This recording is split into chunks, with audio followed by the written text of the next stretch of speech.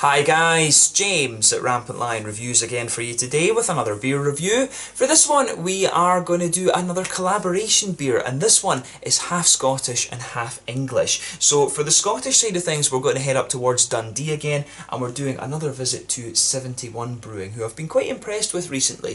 This particular beer is called Heavy on the Citrus, and it's an Imperial Scotch Ale coming in at 8.5% ABV. So I'm guessing that this one will be something similar to like an 80 or 90 shilling if you're more into your traditional beers, but it's a collaboration brew with Pomona Island Brewing Company, who come from Salford, just outside of Manchester. And apparently the kind of quirk with this beer is that it uses a citrus A20 yeast with so I'm guessing that this one might be quite a lemony sort of Scotch ale, but regardless, very curious to see how it turns out. The Scotch ale is a style that I really love reviewing, and I've noticed since I've come for a visit home this time, there's a lot more breweries like willing to have a go at this particular style, whereas before there wasn't many doing it. I mean, Williams Brothers had their 80 shilling, Tempest Brewing Company had the Old Parochial, but to find other breweries doing it was a little bit rare. But I've tried ones from Cross Borders. I also had one from Drygate Brewing as well, so it seems to be picking up in popularity actually, but it's really cool to see Scottish breweries having a go at this style. And also,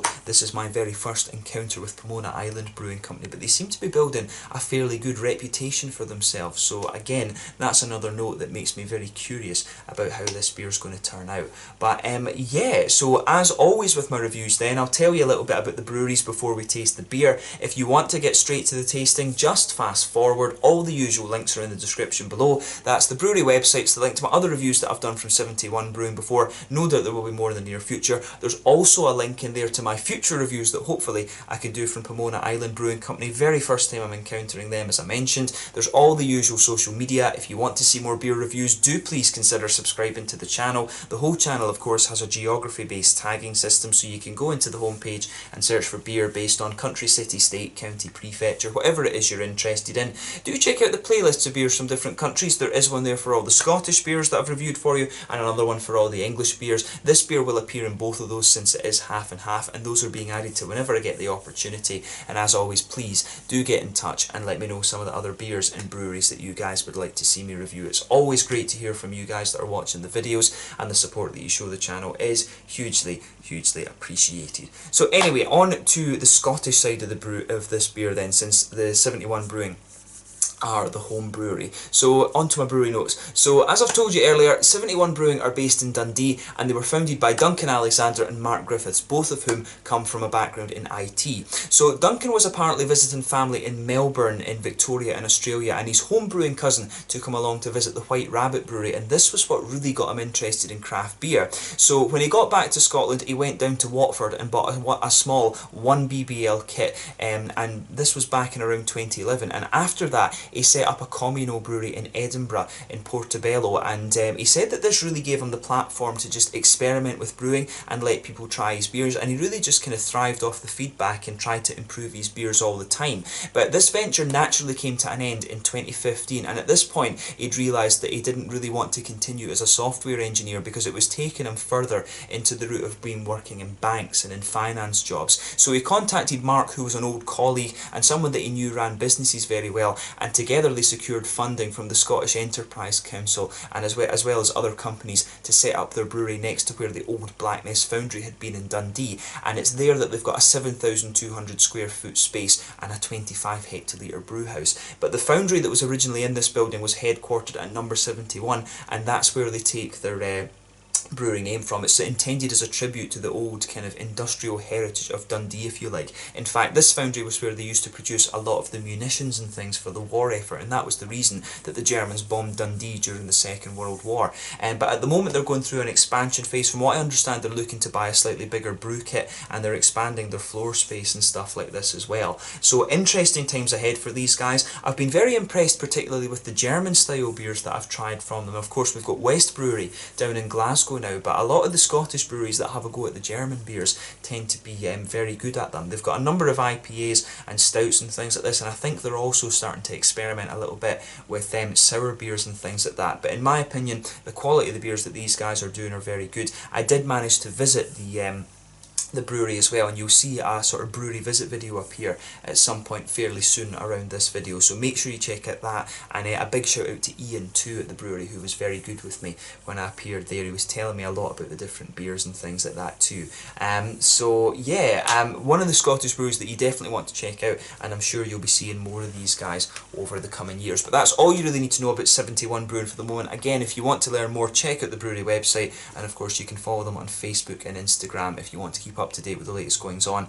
And you can check out Untappd and Rate Beer, not Unbeer, and you can learn about all the different beers and things like that. That's a very good resource if you want to see a list of all the different beers that they do. So anyway, on to the English side of this beer then. So Pomona Island Brewing Company. As I mentioned earlier, these guys are based in Salford near Manchester, and they were founded back in 2017, so they are relatively new on the block, but there's a lot of craft beer companies already established in Manchester. It's a very, very good craft beer city these days. But the four men behind the brewery are Gareth B, who used to work for Marlborough Brewing Company, a very, very well established brewery there, I think one of the older ones in Manchester. There's James Dyer as well, who used to work for Tempest Brewing Company here in Scotland down in Galashiels, and there's also Nick Greenhalgh and Ryan Thompson, who founded the Green Lamp Bar together. But the brewery takes its name from a nearby island, and it can actually be found just around the corner from Media City UK, which is where a lot of filming of TV shows and things like that is done, from what I understand. But they're running a 10 BBL system. They've got an on-site tap room as well where they sell their beers, and a lot of them can actually be found in the Green Lamp Bar as well. I keep wanting to say the Gas Lamp. The Gas Lamp was a bar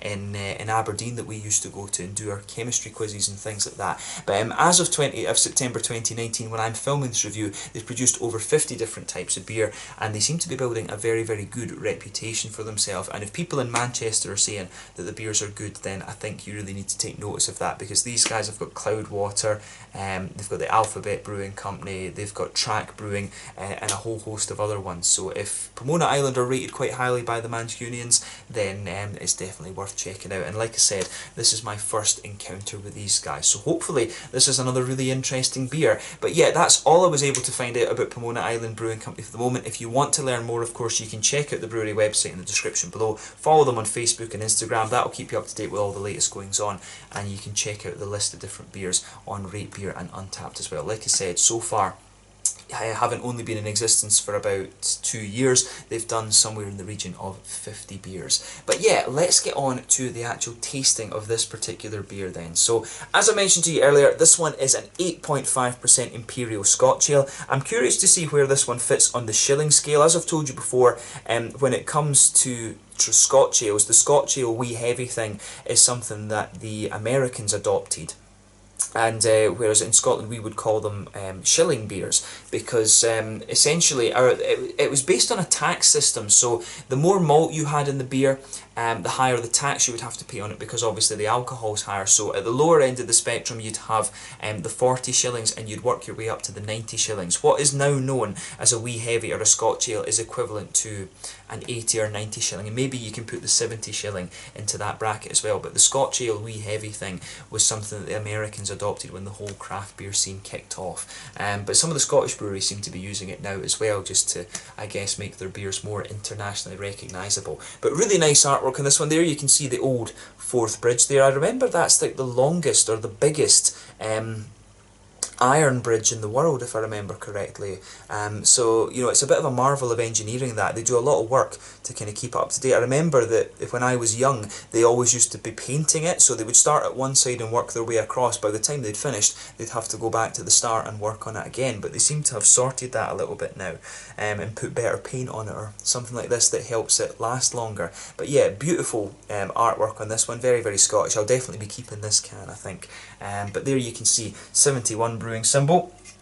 And if we turn it around a little bit, there you can see the Pomona Island symbol, because the Pomona Island it's like a really long island that just kind of goes up between these two almost little canal river type things. But it says on the back here, made with our friends from Salford's Pomona Island, this is a twist on a malty imperial Scotch ale, also known as a wee heavy. It's unfiltered and unpasteurised and suitable for vegans apparently as well. So yeah, 8.5% ABV this one, and it's number 7 in their collaboration series that they've done. So let's get it out and we'll get on with the tasting then. Really curious to see how this beer turns out. So yeah, a little bit of smoke on the opening, but we'll get it out and into the glass. And I'll tell you straight away, when you open this one up, you can certainly smell some of these nice malty characters out of this. And I'm curious to see, because 71 Brewing, as I say, the first beer I reviewed from these guys was the Ferris Red, which is a Munich Dunkel, and I have to admit, I was very, very impressed with that, and that's a style that I really enjoy, so maybe 71 Brewing are very good when it comes to the more malty styles of beers, who knows.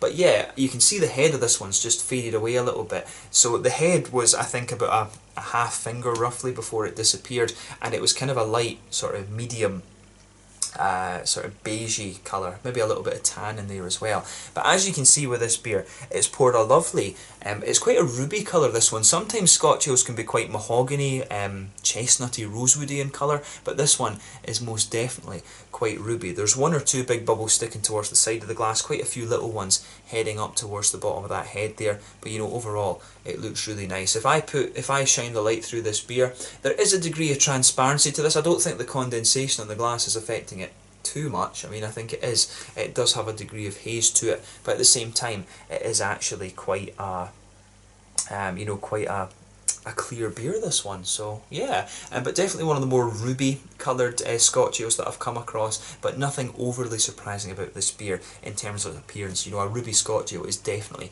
within the realms of possibility. So let's have a look at the aroma then and just see how we get on with this one. Yeah, that comes across quite nicely actually. It's really unusual, this one, because my first impression of it is that it comes across as being a little bit phenolic and medicinal. You can really smell the lovely kind of Scotch ale malts in there. There's a good bit of a sort of toasty brown bread to this one, like a toasty bread crust. On top of that, you're getting some nice brown sugary notes. It's like a kind of caramelly. Well, it does have a little bit of that sweeter caramelly note to it, but you're also picking up some of the more you know, some of the slightly more treacly molasses kind of things, but that citrusy sharpness really stands out of the beer. It almost smells a little bit, it's a bit of a weird way to describe it, to be honest, but it almost smells a little bit like a Belgian brewing that has been infected. It almost smells a little bit like that, to be honest. So it has some of those kind of sharper, tart, citricy qualities to it. It really does. I mean, some of the fruity notes that come out of this, they smell to me like some of these beers, the sour beers that have been infected. That's quite unusual, but it's intended like that, of course. It's a different type of yeast that I've never encountered this A20 yeast before, I have to admit. So it's quite unusual in that sense, but you do have a lovely kind of sweet malty base to it. I like how all of that goes together. As I say, the brown sugars, they come across as a little bit sweeter and caramelly, but underneath that you do get some of the more oily kind of treacly things. It's not even really toasted or well fired. The toastiness in this beer is coming from the kind of bready part of it. There's maybe a little bit of woody and nutty undertone in there as well, but overall the malt base isn't particularly surprising for this style of beer. It's the fruity side of this one that really kind of stands out a bit.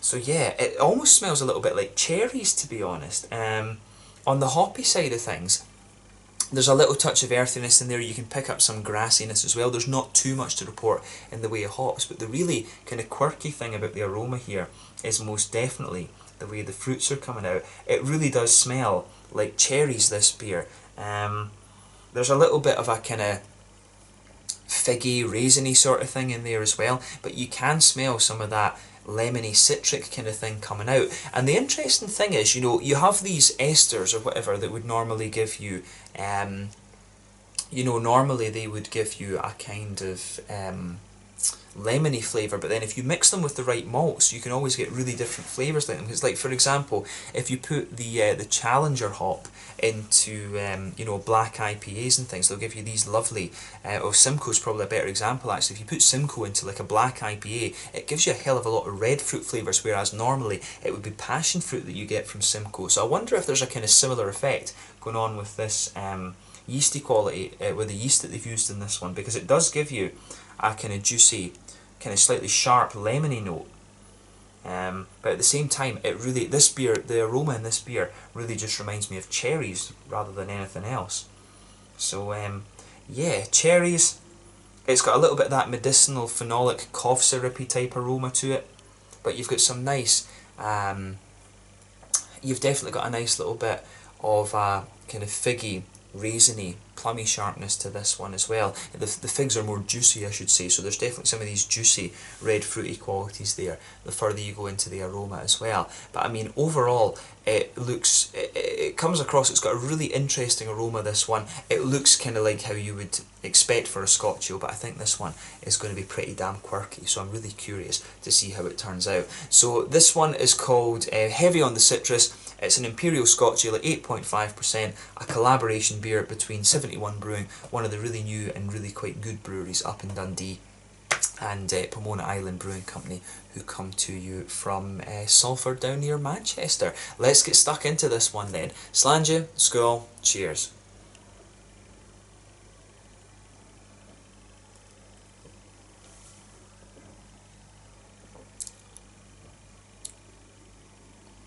That's really nice, actually. It's quite it's quite unusual at the same time, but it really is quite nice. It reminds me a little bit of some of these. Like it almost comes across as being a little bit like barrel aged or something. This is it's a really quite unusual beer. It reminds me of something, but what that something is isn't quite coming into my head just now.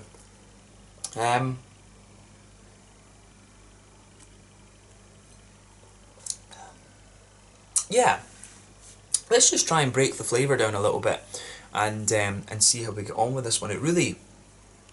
This reminds me of something, as I say, it's just not coming into my head at this point in time.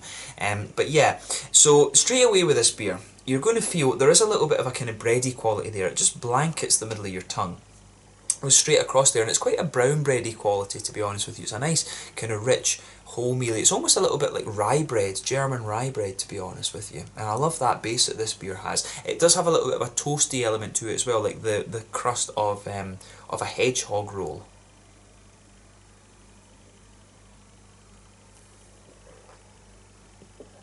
But yeah, I like how that goes together.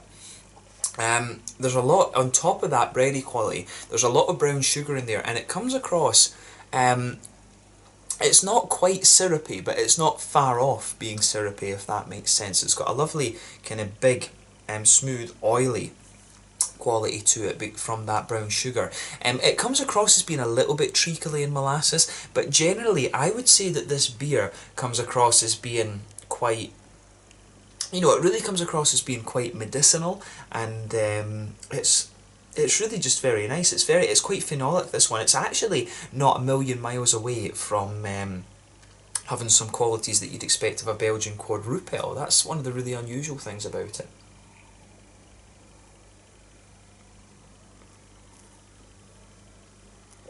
And I mean, some of the flavours that you get out of this, they do remind me a little bit of some of the kind of red fruity sours and things. It's almost like if you take Brettanomyces and then you know, you try some of these beers after they're aged for a couple of years. That's the kind of vibe that you get from this one. It's almost like a Brettanomyces beer that's been aged for a few years, but it works really well. The more and more that I drink of this beer, I'm starting to notice undertones like woody kind of notes. There's almost a little bit of a slightly leathery quality to this beer as well. It really reminds me to some degree of a few of the Innocent Gun things that I've had over the years. It really has that kind of infused sort of flavour to it. But if you go to the very centre of your palate and then go forward, you'll also pick out a little bit of a nutty quality.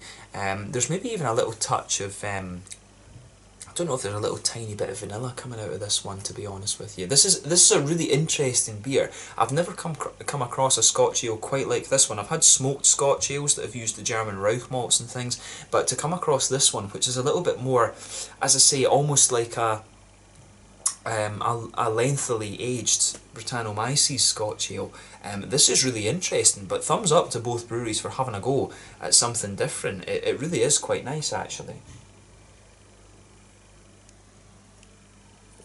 So yeah, it takes your mouth, this is one of these beers that it takes your mouth a bit of time to adjust to, but once you get used to it, you really start to appreciate all the flavours that are coming out of this one. I am noticing a little bit more vanilla starting to emerge on the front of the palate too, which I was noticing those kind of nutty flavours, but this one evolves very, very nicely. In the centre of your palate, you're going to notice those kind of very syrupy, quite dark brown sugars in there. It does have an element of treacle, molasses kind of thing to it in the middle of your palate, but it's a very, very infused flavour. In some ways it almost reminds me a little bit of Christmas pudding, this one. It's almost a little bit like that, or some of these cakes that you would put brandy in. It really does have that kind of vibe to it. It's a very boozy, it's almost like in some ways it really reminds me of some of these imperial sours. I keep going back to that almost well-aged Brettanomyces kind of thing. This beer really reminds me of that, but it's a very infused, cakey, woody, caramelly sort of malt base that you're getting out of this one. I like how this one goes together. As I say, it's quite unique and quite quirky compared to other beers that you're going to find in this category. It's almost as if you're making a sour take on a Scotch Ale, to be honest with you. So kudos to both breweries, as I say, for trying something a little bit different, and in fairness you can feel the booze from this one a little bit, so if you think I'm rambling, that's probably why.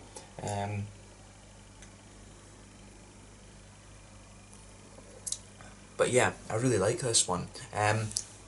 It's definitely a sipper though. Don't try and session this at all, obviously, but it really is quite a nice sipper, this one. You know, this would go nice with a wee bit of Cranachan or something like that, the Scottish raspberry dessert. You know, this would go nice with a little bit of kind of fruit, chocolate fruit cake or something like that. That's what would pair quite nicely with this beer. A nice chocolate brownie with vanilla ice cream, something like that.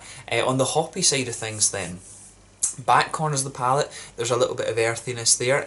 As you come further forward, you can feel that just smoothing out a little bit. There's maybe a little touch of a floral quality on the front corners of your palate, but then round the very front curve of the tongue, it's a little bit lighter and grassy, so it's got those kind of standard hoppy notes about it. Normally, the traditional Scotch ales would use something like Bramling's Cross, or maybe some of them can. I think some of the more modern ones use a bit of Challenger and things. Williamette would probably be a very good hop from. Williamette from the States would be a very good hop for some of these Scotch ales too, with the kind of berryish qualities. So I think the hop bill in this one will be one of those three that I've mentioned. It will be something like that that's in here.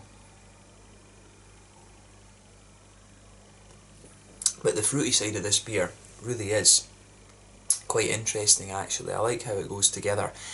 So as I always say, behind the front curve of your palate you get that nice oily bubble where the fruity esters kind of roll their way out of the beer. So if you go to the back of that, for me, there's a little bit of this kind of boozy, cakey cherry note, and as you push further forward, it starts to evolve to be a little bit more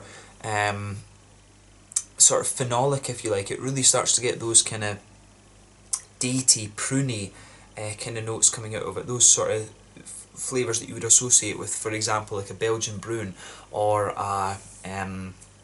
a Belgian quadruple, those kind of cough syrupy flavours. That cakey kind of quality that the beer has, it really comes out a little bit more on the front of the palate too, but you can feel that kind of spreading forward, and as you get towards the very front of the tongue, it really has a nice juicy sort of figgy quality as well. The further you go into the aftertaste, you can really feel that woody, red fruity, cakey, boozy quality just pushing its way out of this beer, and it really is very nice. Like I say, this beer, it's almost like you've brewed a Scotch ale with Brettanomyces and then aged it in the barrel for like 5 years. That's the flavours that you get out of this beer, for me, are very kind of reminiscent of that. It's very medicinal, it's got those kind of Brettanomyces sour beer qualities about it, to be honest, even though it's using an A20 yeast. I don't want to confuse you guys with that, but it's using this different yeast, but it definitely has a little bit of that well-aged Brettanomyces kind of vibe about it. Very cakey, very sort of boozy and malty, as you would expect from a Scotch ale, but it's almost just like a sour beer take on a Scotch ale, if that makes sense at all. But a really interesting beer, this one, and I like beers like this that do test your palate a little bit. After you've reviewed 18, nearly 1900 beers, you do want things that are going to test your palate a little bit, and this one's certainly done that. So again, kudos to both 71 and Pomona Island for this beer. They've done an awesome job of this, and I'd be interested to see them brew a kind of straight up Scotch ale. I think that would be an interesting project for them.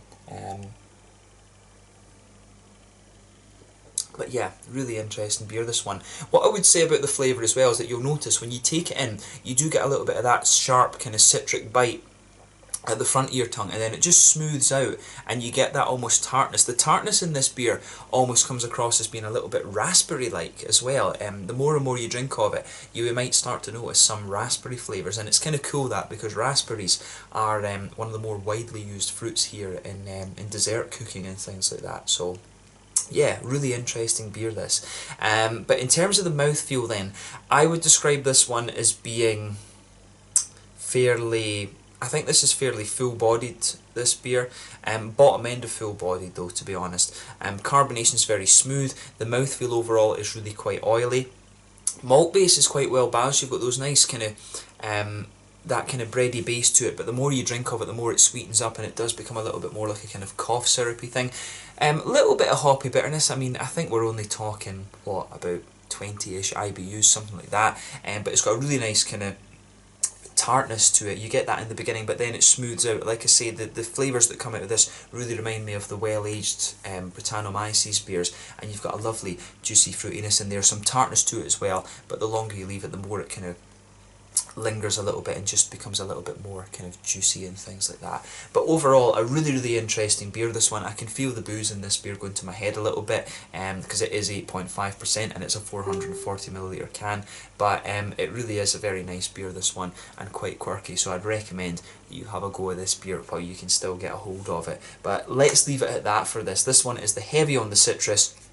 A really quite quirky take on the Scotch Ale Wee Heavy. If we compare this to the shilling series, I think this one's definitely at the sort of 80-90 shilling mark compared to the traditional Scottish beers. But a really interesting beer, this one. It's almost like a sour beer take on a Scotch Ale, but I think they've done an awesome job of this, so let's just leave it at that. This one is the Heavy on the Citrus from 71 Brewing in Dundee, in collaboration with Pomona Island Brewing Co from Salford, just next to Manchester. Until the next time, Slanger just now, thank you for watching. Let me know your own thoughts on this beer in the comment section below. Let me know what your favourite beers are, both from 71 Brewing and from Pomona Island Brewing Company. Very first time encountering them, of course, but thank you again for watching, and I will catch you guys very soon. Make sure you check out my social media, but this one was the Heavy on the Citrus from 71 Brewing in Dundee and Pomona Island Brewing Company from Salford in Manchester. I can feel the booze going to my head, so let's leave it at that. Until the next time, Slanger just now, and I'll catch you guys later. Slanger, skull, cheers, make sure you check out this beer. Pretty bloody good and very quirky.